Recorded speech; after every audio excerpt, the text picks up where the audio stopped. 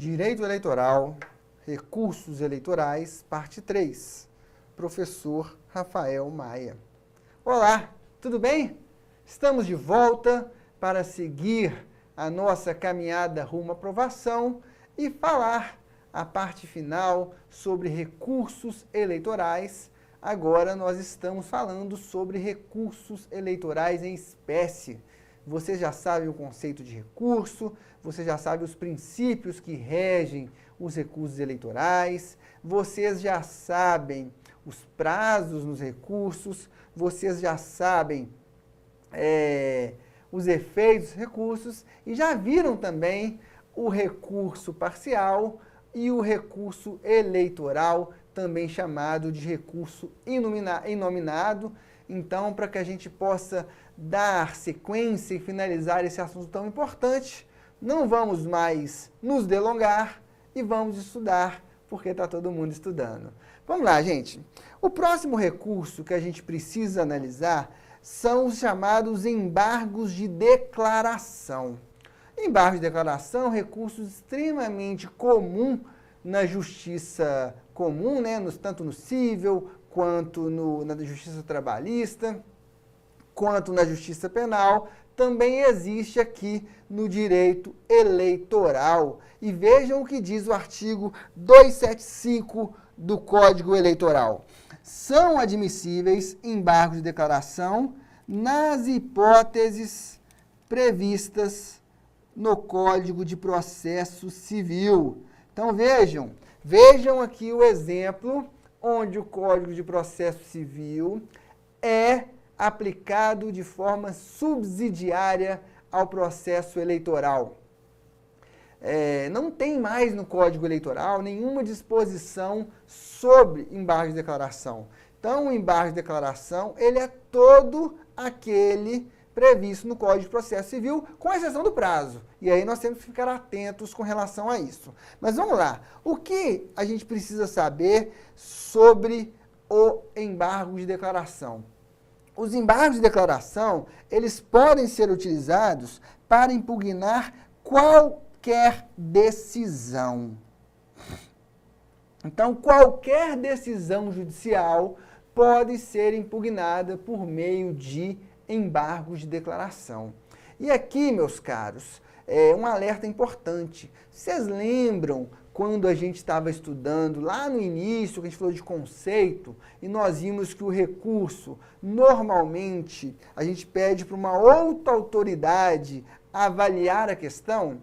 Os embargos de declaração são a única modalidade de recurso que são dirigidas e que vão ser respondidos pela própria autoridade que prolatou a decisão. Então, o próprio magistrado que deu aquela decisão é que será responsável por julgar os embargos de declaração. Beleza? Então, os embargos de declaração estão previstos lá no artigo 1022 do Código de Processo Civil de 2015, que diz o seguinte: cabem embargos de declaração contra qualquer decisão judicial para, primeira hipótese, esclarecer obscuridade ou eliminar contradição. Então imagina, é muito comum a gente ver algumas decisões judiciais extremamente obscuras, confusas, que qualquer pessoa lê e fala, olha, o que esse juiz está querendo dizer aqui? Não tem o menor sentido, não tem lógica, é um negócio estranho. E a gente vai, com todo respeito, né, falar, excelência, com a devida vênia, essa sua decisão está extremamente obscura. Eu não estou conseguindo entender. O senhor pode esclarecer para mim, clarear o que o senhor está querendo dizer? Com respeito, no papel, redigindo. Outro dia estava circulando aqui nos WhatsApps um vídeo de um advogado, uma discussão numa sessão da Justiça do Trabalho aqui de Minas Gerais, onde o juiz relator, né, começou falando assim, olha, vamos trocar o assunto aqui porque a sustentação oral do advogado foi extremamente confusa. E o advogado tomou a palavra e disse, confusa foi a decisão prolatada por Vossa Excelência, onde eu não consegui entender nada. E aí deu um bate-boca e falaram palavrão de um lado e palavrão de outro, e todo mundo perdeu a razão. Nisso os embargos servem para esclarecer. Ou então, além da obscuridade, esclarecer uma contradição. Vejam só, imagine o seguinte, imagine uma representação por propaganda irregular. E aí o juiz relata os fatos, e aí lá no dispositivo, lá na fundamentação, diz o seguinte, olha, de fato, considera-se que, embora fosse pré-candidato, Olafinho da Silva saiu pedindo voto, publicando em suas redes sociais pedido expresso de voto, mandou pintar no seu carro o número que lhe foi atribuído na convenção, entregou pedidos de votos por escrito em diversos estabelecimentos. Por essa razão, julgo improcedente a representação e deixo de aplicar a multa. Falou, opa, peraí, excelência. Se aqui na sua fundamentação, o senhor, vossa excelência, apontou diversas condutas do representado que são tipificadas como propaganda irregular e no dispositivo você julgou improcedente, explica essa contradição aí. Aí o juiz vai ter oportunidade de falar, ó, de fato, teve um erro aqui, foi mal pelo vacilo, né? Tive um erro aqui na fundamentação, vou acolher os seus embargos para esclarecer que, de fato, eu vou condenar, julgar procedente a representação para condenar o pagamento de multa tal. Beleza? Servem também, ou cabem também os embargos de declaração para suprir omissão, de ponto ou questão sobre qual deva se pronunciar o juiz de ofício ou requerimento. Aqui é o seguinte, imaginem que vocês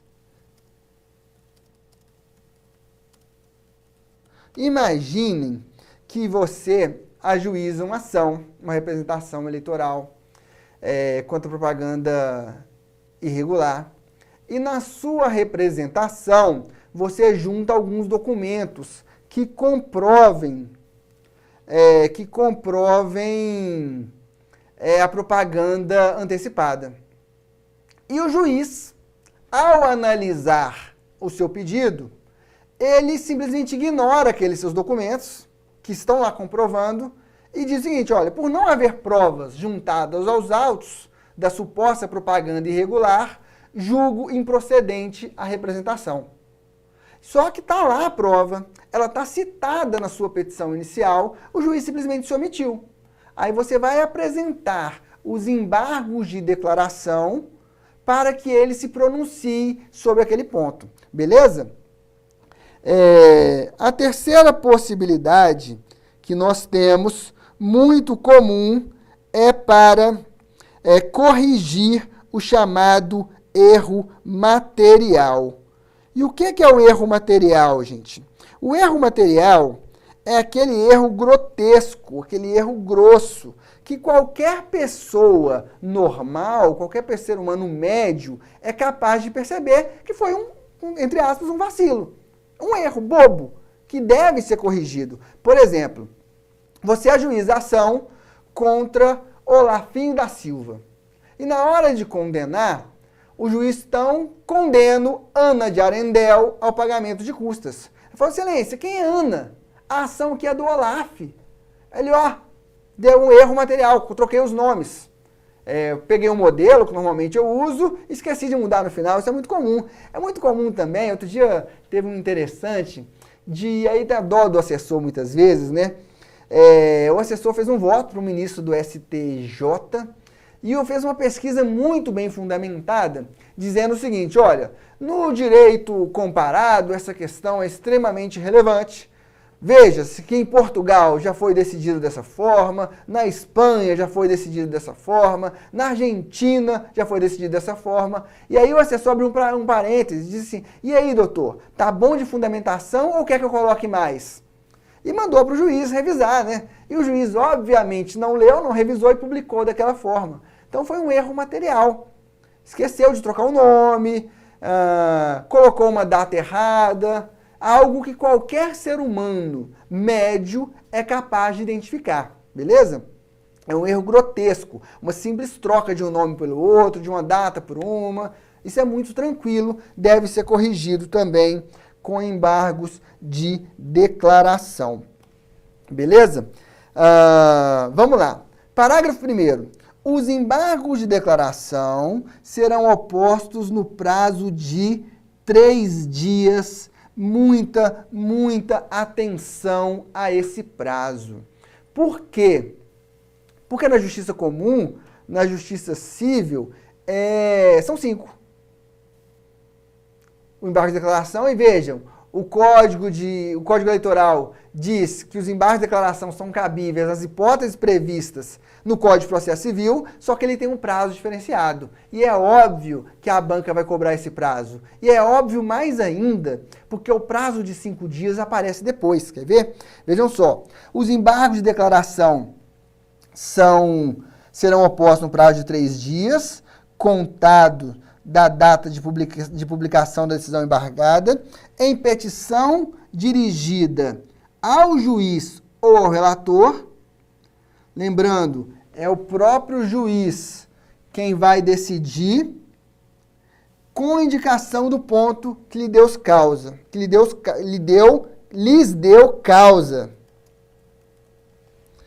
Os embargos de declaração não estão sujeitos a preparo. O que é isso? Não precisa pagar. Então, preparo ao pagamento, os embargos de declaração não são pagos. Agora, olha o parágrafo 3º, como que ele pode ser a pegadinha da sua prova. O juiz julgará os embargos em 5 dias. Então, vejam, eu tenho 3 dias para apresentar os embargos de declaração e o juiz tem 5 dias para julgar. Cuidado! Porque, como eu disse para vocês, lá na Justiça Comum, o prazo para apresentar é de 5 dias. E aqui é óbvio que é uma carta na manga, é algo muito provável de acontecer da banca te cobrar esse prazo. Beleza? Parágrafo 4º. Nos tribunais, o relator apresentará os embargos em mesa na sessão subsequente, proferindo voto. Não havendo julgamento na sessão referida no inciso 1, será o recurso incluído em pauta. Vencido o relator, outro será designado para lavrar o acórdão. Então, lembrando que nos tribunais a decisão é colegiada, e quando é apresentado embargos declaratórios, o relator vai apresentar o seu voto na sessão subsequente.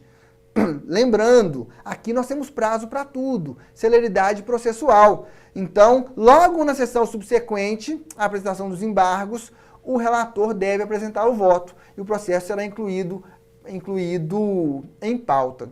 Se o relator for vencido, outro dos juízes que compõem a turma ou a câmara recursal assumirá o cargo, ou a função, de relator naqueles embargos de declaração. Parágrafo 5º.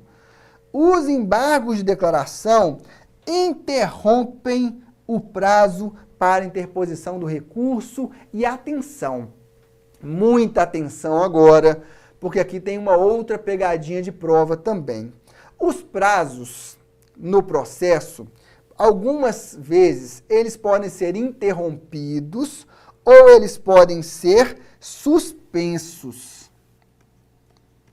Então, nós vamos ver que alguma situação, algumas situações interrompem o prazo, outras situações suspendem o prazo. E qual que é a diferença de uma para outra, de interrupção para suspensão de prazo? Vamos pensar no seguinte. Imaginem que eu tenho um prazo de 3 dias para apresentar um recurso eleitoral. Eu também tenho prazo de 3 dias para apresentar embargos de declaração. Aí chega lá no 3º dia, eu apresento embargos de declaração. Depois que como os embargos de declaração interrompem o prazo, depois que eles forem julgados, começa novamente a correr o prazo para o recurso eleitoral, começa do zero. Então, vou ter mais 3 dias para recorrer. Se tivesse escrito que os embargos de declaração suspendem o prazo, ficaria para frente, depois do julgamento, apenas o que restava. Então, imaginem, foi prolatada a decisão, no segundo dia eu apresento os embargos de declaração. Se fossem suspendem, depois que os embargos de declaração fossem julgados, o interessado teria apenas mais um dia para recorrer, beleza? Então, diferença de interrupção e suspensão de prazos é que na interrupção o prazo começa a contar de novo, como se fosse uma nova decisão judicial. Já na suspensão, o prazo conta-se a partir do dia em que ele foi suspenso. Então, se eu já contei 2 dias, só vai me restar 1 para apresentar aquele recurso, beleza? Muito cuidado, é outra questão que é certa de cair na prova, e às vezes você lê na correria, você lê feliz, falando, isso aqui eu sei, acontece mesmo, e lá, em vez do interrompem, tá suspendem, e você perde uma questão que você sabia, e isso é muito frustrante. Então, atenção, grifem, anotem, copiem a diferença entre interrupção e suspensão dos prazos, beleza? Parágrafo 6º. Quando manifestamente protelatórios, os embargos de declaração, o juiz ou tribunal, em decisão fundamentada, condenará o embargante a pagar ao embargado multa não excedente a 2 salários mínimos. Que é isso, gente? Vejam só, os embargos de declaração, como vocês viram, eles interrompem o prazo.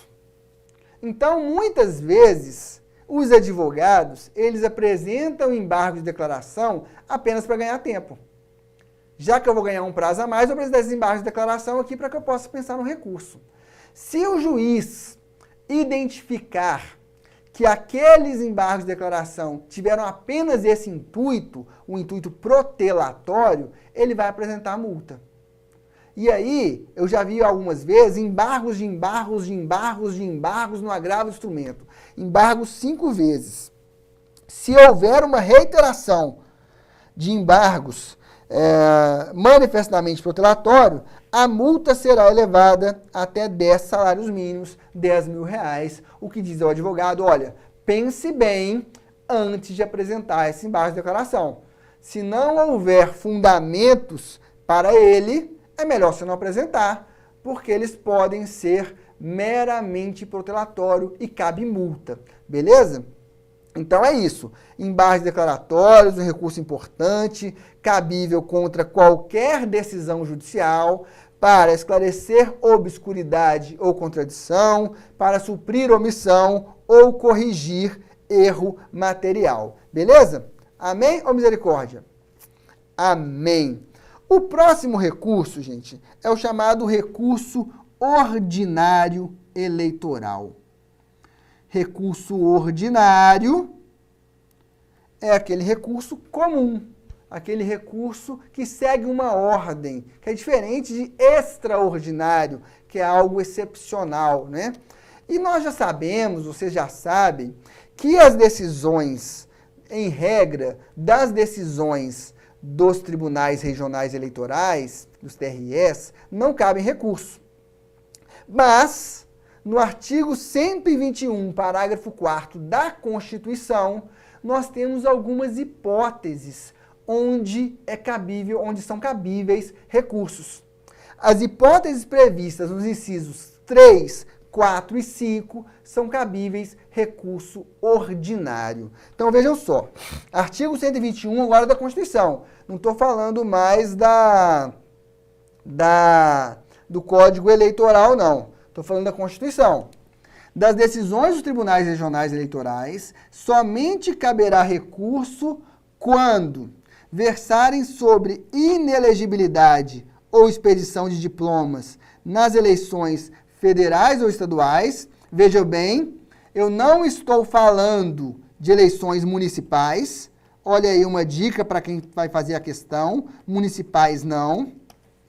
Anularem diplomas ou decretarem perda de mandatos eletivos federais ou estaduais. De novo, a Constituição não fala em municipais. Ou ainda denegarem habeas corpus, mandado de segurança, habeas data ou mandado de injunção.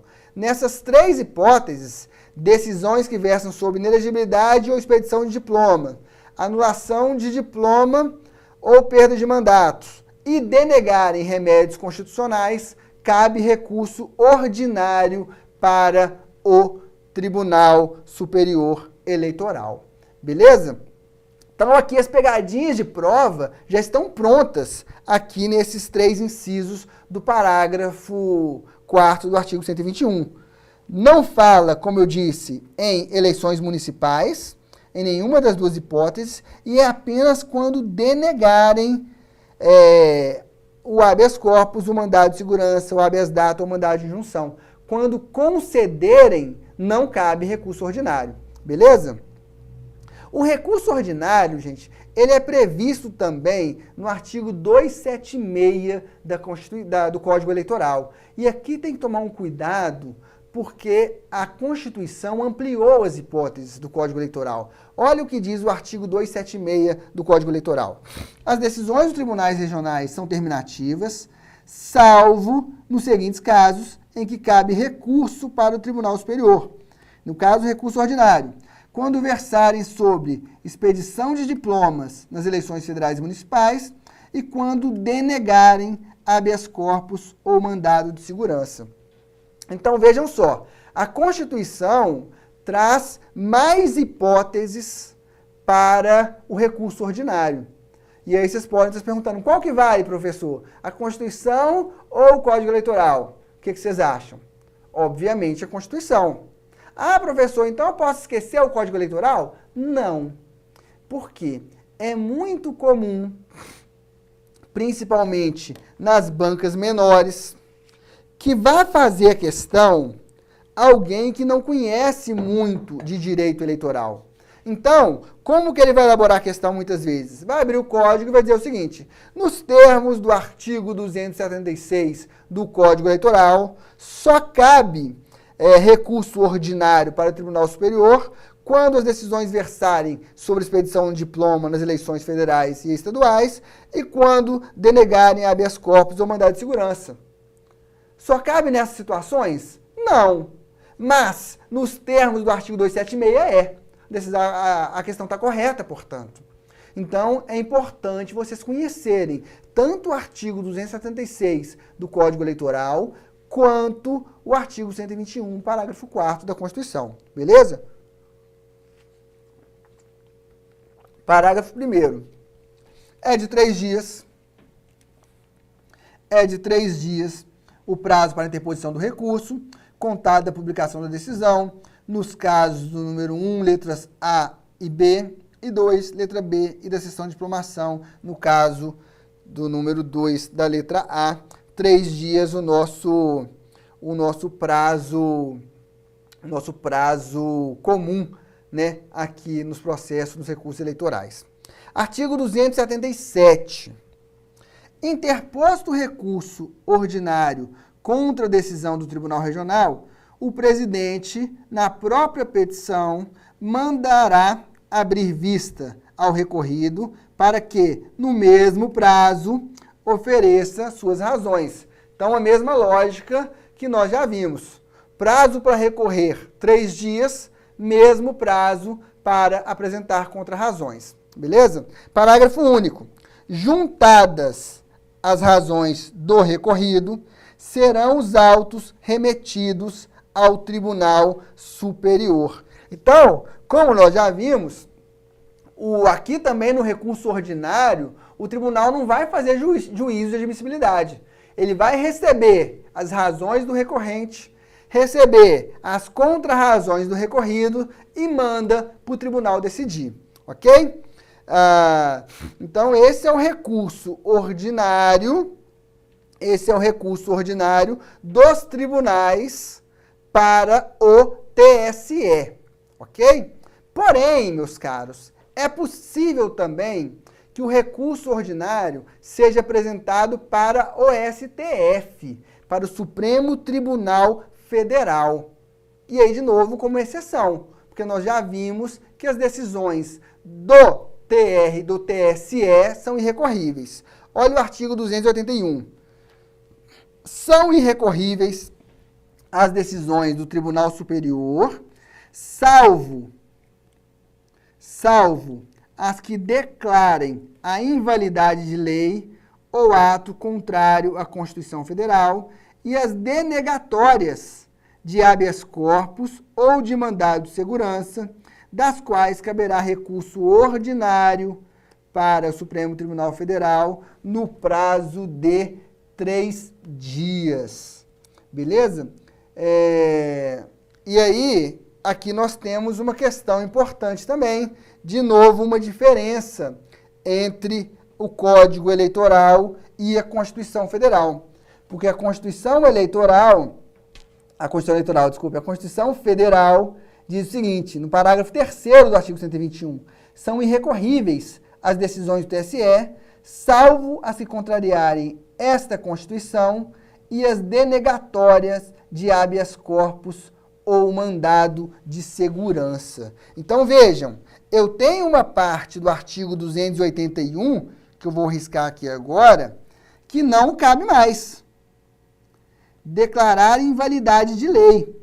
Não cabe mais recurso ordinário para o Supremo Tribunal Federal dessa decisão, porque o artigo 121, parágrafo 3º da Constituição, diz que são irrecorríveis as decisões do TSE, salvo as que contrariarem a Constituição e as denegatórias de habeas corpus ou mandado de segurança.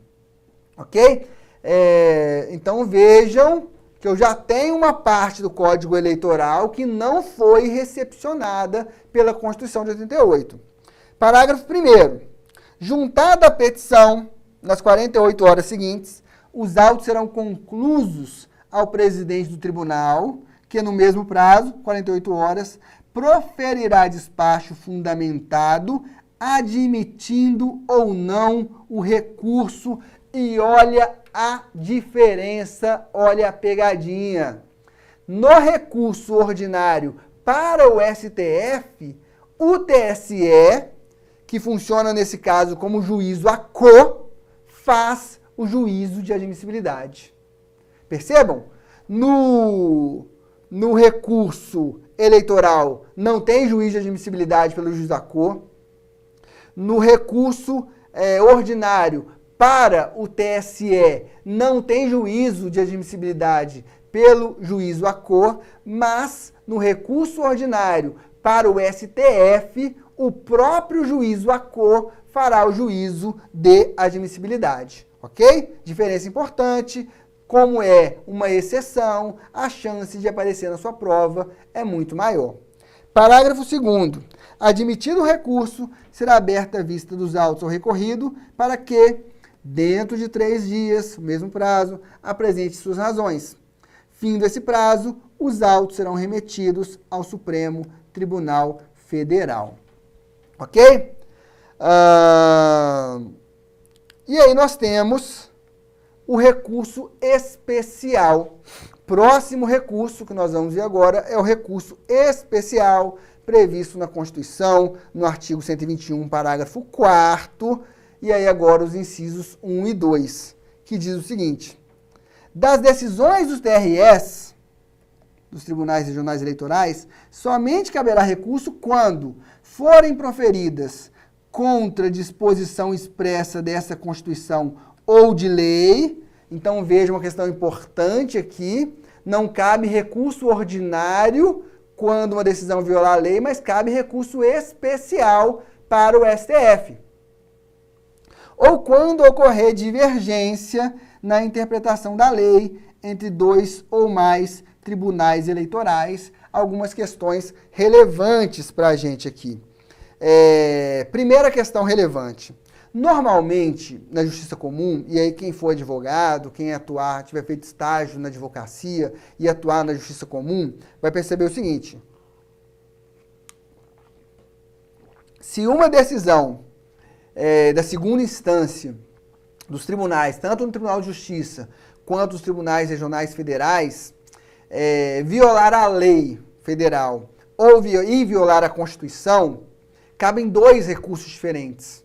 um recurso especial para o STJ, para analisar a violação de uma lei federal, e um recurso extraordinário para o STF, para analisar a violação à Constituição. Então eu vou do Tribunal de Justiça direto para o STF. Aqui na Justiça Eleitoral, não. Não tem a possibilidade de nenhum recurso sair do TRE e ir direto para o STF.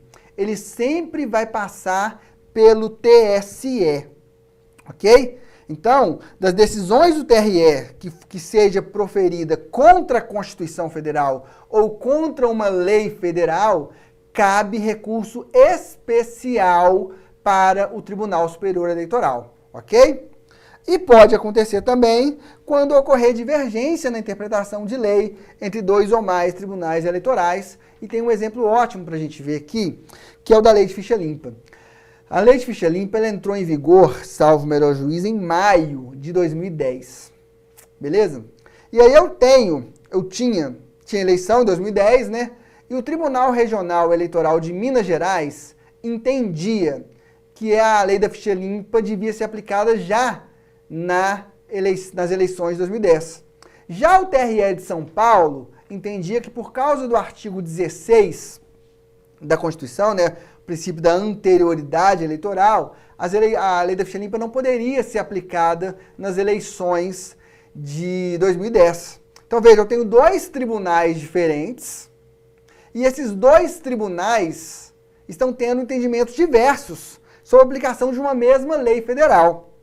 Se eu estou em Minas Gerais e não pude ser candidato, eu vou lá no TSE e vou dizer o seguinte: ô TSE, o TRE aqui de Minas não deixou ser candidato não, mas o de São Paulo está deixando o pessoal de lá ser candidato com base no mesmo argumento aqui. Então está tendo uma contradição, uma divergência entre dois tribunais. Como você está superior aos dois, Tribunal Superior Eleitoral, fala para mim, qual é o entendimento correto?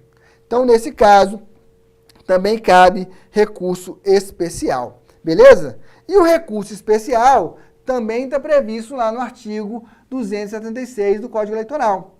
As decisões dos tribunais regionais são terminativas, salvo os casos seguintes, em que cabe recurso para o Tribunal Superior. Qual recurso? Recurso especial, quando forem proferida contra expressa disposição de lei e quando ocorrer divergência na interpretação de lei entre dois ou mais tribunais eleitorais. O prazo para recurso é o prazo de 3 dias. Beleza? Calma, que ainda tem mais um recurso, já está acabando. Nós ainda temos o recurso de agravo de instrumento, previsto lá no artigo 279. E o que diz o artigo 279? Denegado o recurso especial, o recorrente poderá interpor em 3 dias agravo de instrumento. Então, como assim denegado? Vocês lembram que no caso de recurso especial, é o próprio Tribunal Superior, Eleitoral quem faz o juízo de admissibilidade? Então, se o tribunal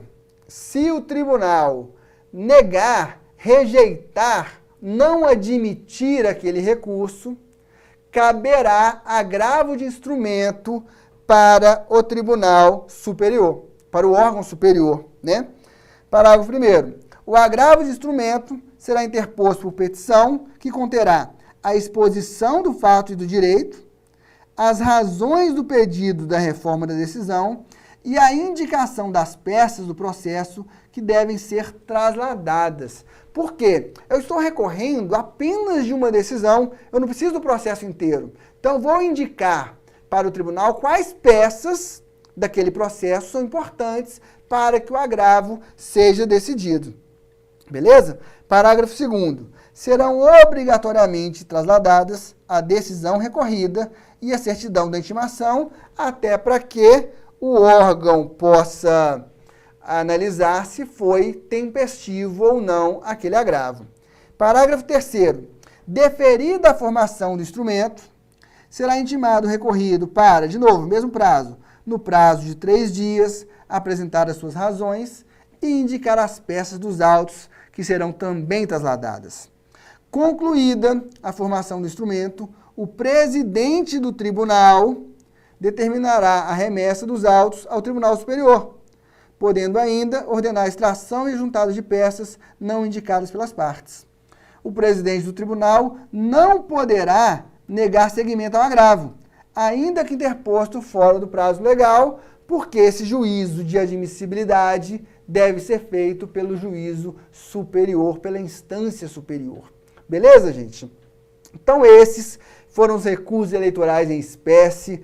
Façam uma tabelinha de prazo, analisem um a um. Os prazos mais importantes são de 3 dias. O mesmo prazo para recorrer é o prazo para apresentar contrarrazões. Em alguns casos, o juiz também tem prazo. Lembre-se desse prazo, que pode ser de 48 horas, pode ser de 5 dias. Façam uma tabelinha e vejam quando o recurso é cabível e quando ele não é cabível, ok?